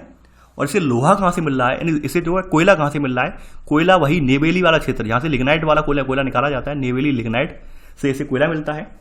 लिख लेना इसी में, इसे नेवेली से लिग्नाइट कोयला मिलता है, यानी ये संयंत्र जो है लिग्नाइट कोयले पर डिपेंड करता है, इसे नेवेली से लिग्नाइट कोयले की प्राप्ति होती है, ये आपने लिख लिया होगा। चलिए आगे बात कर लेते हैं हम सूती वस्त्र उद्योग की। तो अगली हेडिंग आप डाल लेना, सूती वस्त्र उद्योग। देखिए इसके बारे में, इसकी पृष्ठभूमि, इसका बैकग्राउंड मैंने स्टार्टिंग में ही बता दिया है। यहाँ पर वो दोबारा से मैं रिपीट करके समय खराब नहीं करूँगा। तो आपको यहाँ पे पॉइंट टू द पॉइंट लिखवाते जाएंगे और जो पॉइंट यहाँ पे एक्स्ट्रा आएंगे उन्हें मैं बता दूंगा। देखिए बात करें सूती वस्त्र उद्योग की, तो ये बात आप जानते हैं कि सूती वस्त्र उद्योग भारत का परंपरागत उद्योगों में से एक है। और खास करके यह बताया गया कि प्राचीन और मध्यकाल में हमारे यहाँ ये केवल एक कुटीर उद्योग के रूप में था। कुटीर उद्योग का मतलब ये था कि भाई जो सीमित, यानी कि जो यहाँ पर हमारे पास इतना ज़्यादा लार्ज स्केल पर नहीं होता था, जैसे कोई फैक्ट्री वगैरह लगा के प्रोडक्शन नहीं होता था, बस अपने अपने लोग ग्रुप वगैरह में डिवाइड थे या फिर अपने अपने इंडिविजुअली इसे कर रहे थे। तो वो बताया गया कुटीर उद्योग के रूप में था, ये छोटे उद्योग के रूप में ये था। तो यहाँ पर आपने नोट कर लिया होगा। देखिए भारत में संसार का जो है, जो उत्कृष्ट कोटि का जो कपड़ा है, जिसमें बताया गया है मलमल का कपड़ा आता है, कैलिको है, छींट है और अन्य प्रकार के जो अच्छी गुणवत्ता वाले सूती कपड़े हैं, ये उसके उत्पादन के लिए भारत प्रसिद्ध था उस समय। देखिए अब आपके माइंड में उठ रहा होगा प्रश्न, सर मलमल क्या होता है, कैलिको क्या होता है, छींट क्या ये क्या होता है। देखिए अगर ये बात आपको अगर जाननी है तो आप अपने आसपास, अपने पड़ोस में कोई पुरानी दुकान हो, ऐसी दुकान जो कम से कम 25 से 30 साल पुरानी दुकान हो कपड़े की, तो वहाँ पर चले जाना और उससे कहना कि ये वाले कपड़े क्या होते हैं, वो बता देगा और आपको निकाल के दिखा देगा। ये इन्हीं की किस्में हैं, सूती कपड़ों की अलग किस्में हैं, मलमल, कैलिको, छींट, तो इनकी अलग किस्में हैं ये। तो आपको मैं यहाँ पर दिखा नहीं सकता हूँ क्योंकि मुझे कपड़े में इतनी ज़्यादा नॉलेज है नहीं, तो इस वजह से मैं दिखा नहीं सकता हूँ। इस वजह से मैं आपके ऊपर डाल रहा हूँ। यानी आप कहीं भी आपके आसपास कोई बुजुर्ग हो जिसको कपड़े वगैरह की बड़ी नॉलेज हो या कपड़े का काम करता हो, उससे पूछ लेना, वो बता देगा कि ये मलमल का कपड़ा है, कैलिको का है, पकड़ के बता देगा, हाथ से ही पकड़ के बता देगा। तो ये इस तरह के ये हमारे यहाँ कपड़े बनते थे सूती वस्त्र उद्योग में। इस वजह से भारत की जो है धाक जमी हुई थी, पूरे विश्व में भारत की धाक जमी हुई थी, क्योंकि उस समय ये टेक्नोलॉजी जो थी अन्य देशों के पास नहीं थी और खास करके भारत का इस क्षेत्र में एकाधिकार था। तो उस समय उद्योग हमारा बहुत अच्छा खासा फला फूला। दूसरी बात यह थी कि भारत में इस उद्योग को पनपने की कुछ दशाएं भी थी, कुछ आदर्श दशाएं भी थी। हमारे यहाँ एक उष्णकटिबंधीय देश है, उष्णकटिबंधीय देश होने की वजह से यहाँ पर कहीं पर आप देखते होंगे हमारे उत्तरी ऊपर की तरफ जब जाएंगे कश्मीर वगैरह रीजन में या उत्तर भारत वाले रीजन में यहाँ पे सर्दी भी पड़ती है। तो सर्दी वगैरह पड़ती है तो हमें ऊनी कपड़े चाहिए होते हैं। दूसरी बात यह है उष्णकटिबंधीय होने के साथ साथ हमारे यहाँ जो दक्कन का पठार है वहाँ पे काली मिट्टी पाई जाती है। काली मिट्टी में जो कपास की खेती बहुत अच्छी खासी होती है, ऊपर से उष्णकटिबंध वाली दशाएं हैं तो हमारे यहाँ कपास की अच्छी खासी पैदावार होती है। तो इस वजह से यहाँ पर कुछ भौगोलिक कारक भी हैं जिसकी वजह से हमारे यहाँ ये उद्योग परंपरागत रूप से चलता आ रहा था। ये बात आप जानते हैं। तो यहाँ पर वही सब चीज़ें दोहराई गई हैं और वही सब चीज़ें बताई गई हैं। अब देखिए सूती वस्त्र उद्योग के बारे में आपको ये तो पता था, आप ये जानते हैं कि शुरुआत में अंग्रेजों ने सूती वस्त्र उद्योग के प्रति बिल्कुल ध्यान नहीं दिया है। उनका वही टारगेट था कि भाई हमें यहाँ का जो सूती वस्त्र उद्योग है इसको चौपट करना है, इसको बिल्कुल ध्वस्त कर देना है और जैसे जैसे हो हमें अपना मैनचेस्टर और लिवरपूल में जो हमारी फैक्ट्रियाँ लगी हैं कपड़े की, उन्हें जो है आगे बढ़ाना है, उनके लिए कच्चा माल यहाँ से पहुँचाना है और वहाँ से बना हुआ माल जो है उसको भारत में बाजार के रूप में बेचना है। यानी भारत को बाजार बनाना है, अपने अपने माल के लिए बाजार के रूप में तैयार करना है। तो इस वजह से हमारे यहाँ ये उद्योग जो है सूती वस्त्र उद्योग को अंग्रेजों ने पूरी तरह से खत्म कर दिया। तो ये बात आप जानते हैं। तो यहाँ पर अगला पॉइंट आप लिखेंगे, थर्ड पॉइंट। देखिए हमारे यहाँ सन 1854 में पहली आधुनिक सूती मिल की स्थापना, यानी हमारे यहाँ पहली सन 1854 में हमारे यहाँ पहली आधुनिक सूती मिल की स्थापना एक व्यक्ति थे कावसजी नानाभाई डाबर। मैं नाम लिख दे रहा हूँ इनका नाम है कावसजी नानाभाई डाबर। तो इनके द्वारा स्थापना की गई थी। नानाभाई डाबर नाम पूछा जाता है काफ़ी बार, तो इनके द्वारा ये स्थापना की गई। तो यहाँ पर आप पहले ही पॉइंट में ये लिख लेना, यहाँ पर अगले पॉइंट में, थर्ड पॉइंट में, सन 1854 में पहली आधुनिक सूती मिल की स्थापना कावसजी नानाभाई डाबर द्वारा मुंबई में की गई। और देखिए ब्रैकेट में एक बात यहाँ पे लिख देना यहाँ पे ब्रैकेट में, यह देश की पहली सफल मिल थी। पहली सफल मिल थी। मिल का मतलब क्या होता है कि भाई लार्ज स्केल पे प्रोडक्शन हो रहा है, यहाँ पर बड़ी बड़ी मशीनरी यहाँ पे लगाई गई हैं, तो ये देश की पहली सफल मिल थी। ये ब्रैकेट में आप लिख देना। अब इसके बाद आपको एक नोट डलवाऊंगा, नोट डाल के आपको कुछ लिखना है। देखिए यहाँ पर सूती मिल लगाने का प्रयास जो होता है, सूती वस्त्र मिल लगाने का प्रयास ऐसा नहीं है 1854 में पहली बार हुआ था, इससे पहले भी हो चुका था। यानी अगर बात की जाए कि भारत में पहली आधुनिक सूती कपड़ा मिल जो थी वो सन 1818 में आपका जो कोलकाता है, कोलकाता के फोर्ट ग्लॉस्टर में लगाई गई थी। कोलकाता में जगह है फोर्ट ग्लॉस्टर, तो फोर्ट ग्लॉस्टर में सबसे पहली सूती कपड़ा मिल, आधुनिक सूती कपड़ा मिल लगाई गई थी। लेकिन किन्हीं कारणों बस यहाँ पर जो है ये मिल यहाँ पर सफल नहीं हो पाई। ठीक है, तो यहाँ पर आप नोट में लिख लेना कि इस भारत में प्रथम आधुनिक सूती कपड़ा मिल सन 1818 में कोलकाता के पास फोर्ट ग्लॉस्टर में लगाई गई, लेकिन यह सफल नहीं हो सकी। तभी मैंने वहां पर ऊपर ब्रैकेट में लिखवाया है कि यह देश की पहली सफल मिल है। ये देश की पहली सफल मिल है। मिल का मतलब यही होता है कि लार्ज स्केल पे प्रोडक्शन हो रहा है। यहाँ पर कोई एक दो व्यक्ति नहीं कर रहे हैं, 4-6 व्यक्तियों का ग्रुप नहीं कर रहा है।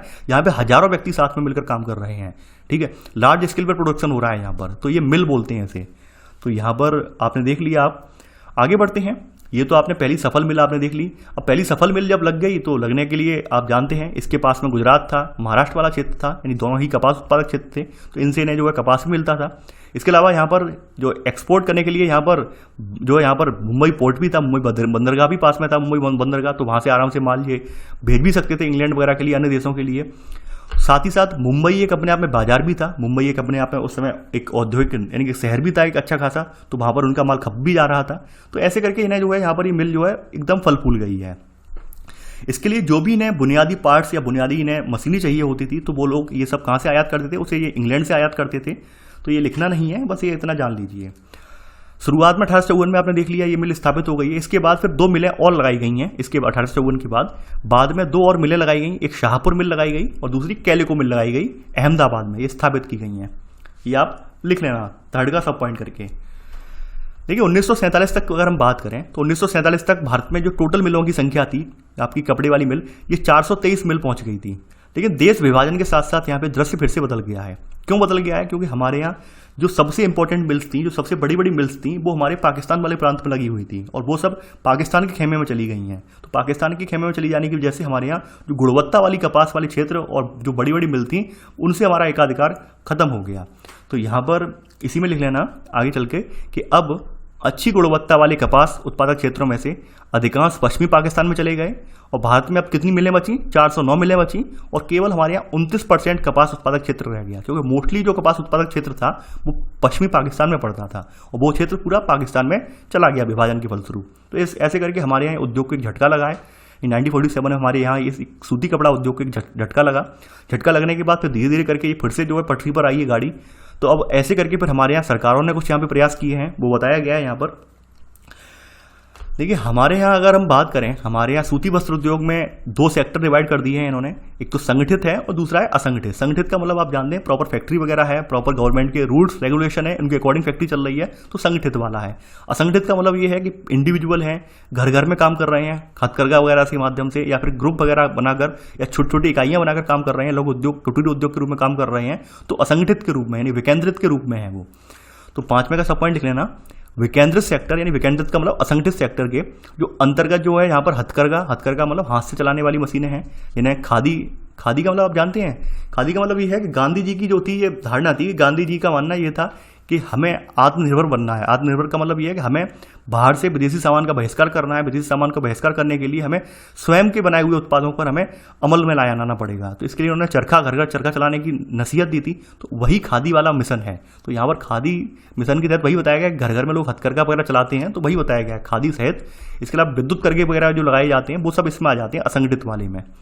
तो यहाँ पर आप सब पॉइंट 5वें का लिख लेना।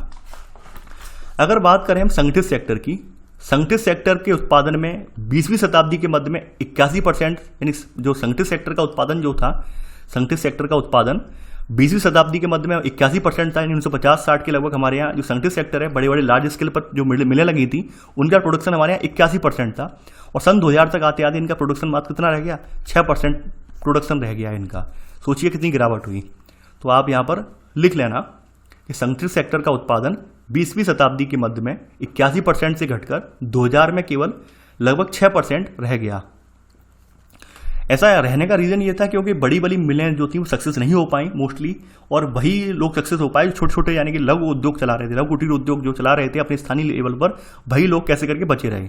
तो यहाँ पर वही बताया गया है कि भाई वर्तमान में अगर देखा जाए तो देश में उत्पादित सूती वस्त्र हथकरघा सेक्टर की तुलना में जो विकेंद्रित सेक्टर है, तो यहाँ पर विद्युत करकों जो करघे लगे हुए हैं इनसे ज़्यादा हमारे यहाँ प्रोडक्शन हो रहा है। यानी कि हमारे यहाँ हथकरघा सेक्टर की जगह हमारे यहाँ जो विकेंद्रित सेक्टर में ही जो हमारे यहाँ जो पावर लूम लगे हैं, यानी हैंडलूम नहीं बल्कि पावर लूम, जो विद्युत से चलने वाले करघे लगे हैं, उनमें प्रोडक्शन ज़्यादा हो रहा है।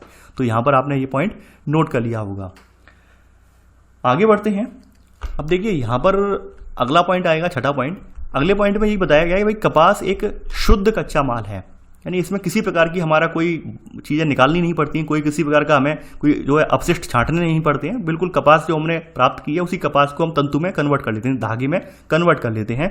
तो यहाँ पर वही बताया गया है भाई कपास एक शुद्ध कच्चा माल है, इसका वजन निर्माण प्रक्रिया में नहीं घटता है। जैसे आपने देखा था लौह यश का वजन जो है घट जाता है क्योंकि उसमें तमाम अशुद्धियां वगैरह होती हैं, उन्हें बाहर निकाल दिया जाता है और बाद में जो शुद्ध बचा हुआ लोहा है, शुद्ध बचा हुआ आयरन है, उसे गलाकर जो है सांचों में ढाल लिया जाता है। वो बात आपने देखी थी वहां पर। लेकिन यहाँ पर इस उद्योग में कपास जो है, कपास का वजन यानी कपास का जो वजन का ह्रास है वो नहीं होता है। ये बात आप याद रखना। छठा पॉइंट आपने लिख लिया होगा। तो यहाँ पर ये सब बातें आप बढ़ते चलते हैं आगे धीरे धीरे करके। अब देखिए स्वदेशी आंदोलन में हमारे यहाँ जो वस्त्र उद्योग है, वस्त्र उद्योग पर काफ़ी फोकस दिया गया। आज़ादी से पहले की बात हो रही है, लेकिन उसका हमने खामियाजा यहाँ पर देख लिया है अगले पॉइंट में, तो उससे हमें यहाँ पर लिखने से फायदा नहीं है कोई, क्योंकि हमने ये भी देख लिया है कि 1950 तक हमारे यहाँ जो बड़े बड़े संगठित सेक्टर थे उन्होंने बहुत तेजी पकड़ी है, लेकिन सन 2000 तक आते आते उनका प्रोडक्शन बहुत कम रह गया है। ये भी आपने बात देख ली है।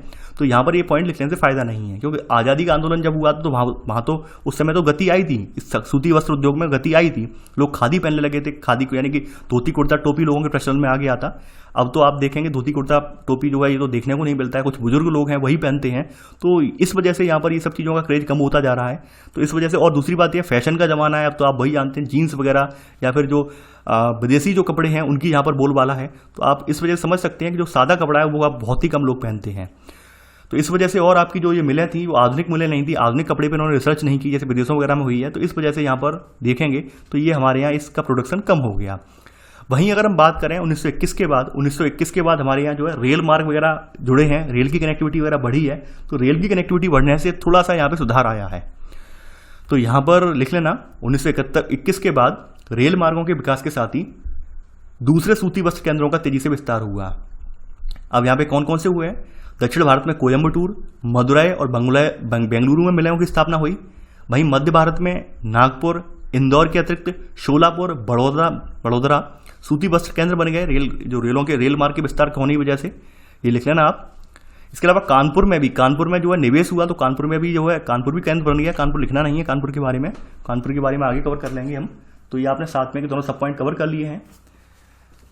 अब देखिए तमिलनाडु की बात करें तो तमिलनाडु में इस उद्योग जो ये वाला उद्योग है, मिल वाला ये उद्योग है, हथकरघा जो आपका पावरलूम वाला उद्योग है, ये बहुत फला फूला है। तो तमिलनाडु में जो है लिख लेना, तमिलनाडु में इस उद्योग की तेजी का कारण जल विद्युत शक्ति की उपलब्धता है। तमिलनाडु में इस उद्योग के तेजी से विकास का कारण क्या है? जल विद्युत शक्ति की उपलब्धता, यानी यहाँ पे बिजली बहुत ज्यादा मिल रही है, इस वजह से यहाँ पर मिल वगैरह जो है यहाँ पर अच्छी खासी मिलें यहाँ पर स्थापित हो गई हैं। तो 8वें का ही सब पॉइंट आप लिखेंगे यहाँ पर। वर्तमान में तमिलनाडु राज्य में सबसे अधिक मिलें हैं, यानी कपड़े मिलों की अगर बात करें सबसे ज्यादा मिलें कहाँ पर है? तमिलनाडु में। और उनमें से अधिकांश जो है कपड़ा ना बनाकर क्या बनाती हैं? सूत का उत्पादन करती हैं। सूत का मतलब क्या होता है? जो कॉटन आती है, रुई जो आती है आपकी, उस रुई को धागे में कन्वर्ट करती हैं मिलें। ये कपड़ा नहीं बना रही हैं मिलें, बल्कि उसको धागे में कन्वर्ट कर रही हैं। अगर आपने कपड़े को बारीकी से देखा हो तो आप देखेंगे कपड़ा जो होता है वो लाखों धागों से मिलकर बनता है। यानी इस तरह से धागे होते हैं कपड़े के अंदर, ऐसे धागे होते हैं।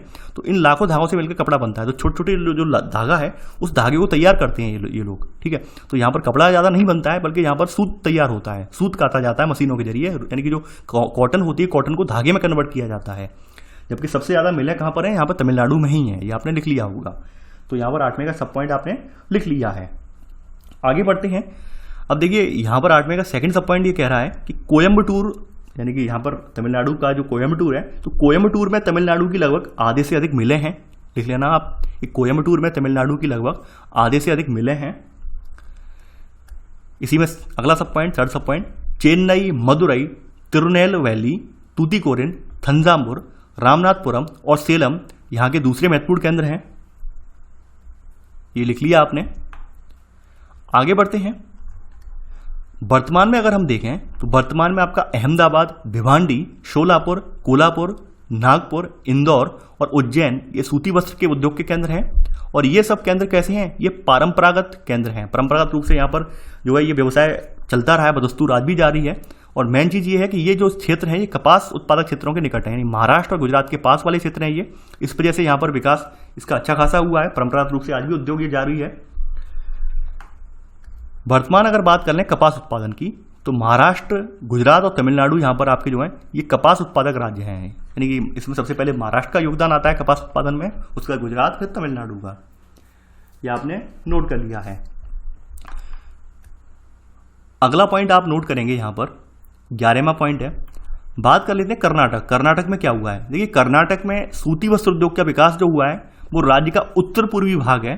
उत्तर पूर्वी भाग के जो कपास वाले क्षेत्र हैं यहाँ पर देवनगरी है, हुब्बली है, बल्लारी है, मैसूर और बंगलुरु यहाँ पर इसके महत्वपूर्ण केंद्र हैं। तो ये आप 12वें पॉइंट में आप लिख लेना। इसके अलावा तेलंगाना की अगर हम बात कर लें, 13वां पॉइंट है आपका, तेलंगाना में आपका हैदराबाद लिख लेना आप। तेलंगाना में हैदराबाद, सिकंदराबाद और वारंगल महत्वपूर्ण केंद्र हैं। यूपी की अब बात हो रही है यहाँ पे 14वें पॉइंट में। यूपी में आपका कानपुर जो है कपड़ा निर्माण में सबसे बड़ा केंद्र है। उसके बाद फिर मोदीनगर, हाथरस, सहारनपुर, आगरा और लखनऊ यहाँ पे कुछ अन्य महत्वपूर्ण केंद्र हैं।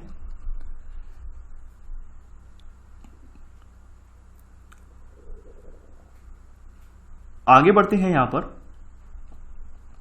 पश्चिम बंगाल पे आते हैं। देखिए पश्चिम बंगाल में जो सूती मिलें हैं वो हुगली प्रदेश में स्थित हैं। यहाँ पर हावड़ा, श्रीरामपुर, कोलकाता, श्यामनगर यहाँ पे महत्वपूर्ण केंद्र हैं।